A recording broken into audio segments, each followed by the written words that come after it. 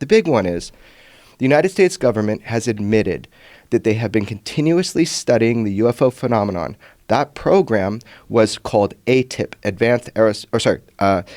was called OSAP. That's the mother program. George Knapp got that out. They announced through the New York Times about ATIP, but OSAP, these acronyms, OSAP, Advanced Aerospace Weapon Systems Applications Program. Who cares?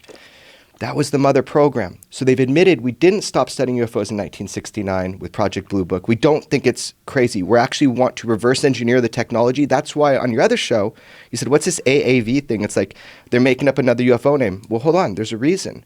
Because in the documents, the DIA documents that George Knapp released, that everybody said was fake till now they know is real, they call them AAVs, which is Advanced Aerospace Vehicles. People are getting the acronyms wrong. So the reason for the terminology change is so that we can mimic what we're reading in the DIA documents. People can look for that now. So they changed the names to get people away from UFO or UAP, even like Hillary Clinton said on air, right?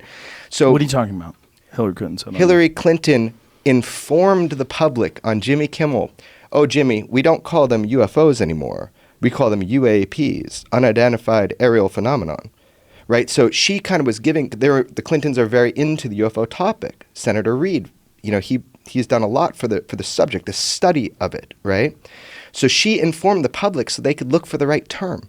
So these terms are important because the DIA in those documents, they've been calling them AAVs for quite some time now. And they changed the name to anomalous. No, that's kind of a misnomer. No, so they always mess around with things, but it's actually advanced. Right, but when they're describing it in the news, they were calling it anomalous aerospace vehicles. Totally, and that's cool. They were also saying anomalous aerospace threats, AAT, right? Because they want the sense of a threat. Right. So my point is, if people don't know this now and they think this stuff is fantasy, this part of it, that we're studying it, that we take it seriously, we're spending money on it, and that we're getting great data from visual pilots to radar. That's why we know it's aerospace. They dropped from 80,000 feet. But guess what? That's the top scope of the Spy 1 radar is 80,000 feet. So the radar system they were using, it was coming from above that. So my point is this. If you don't understand that this is happening, you're just behind the curve because you don't have the information because of the stigma that you're talking about. I saw you get totally upset with the UFO topic. I met you first when you were totally upset with the UFO topic.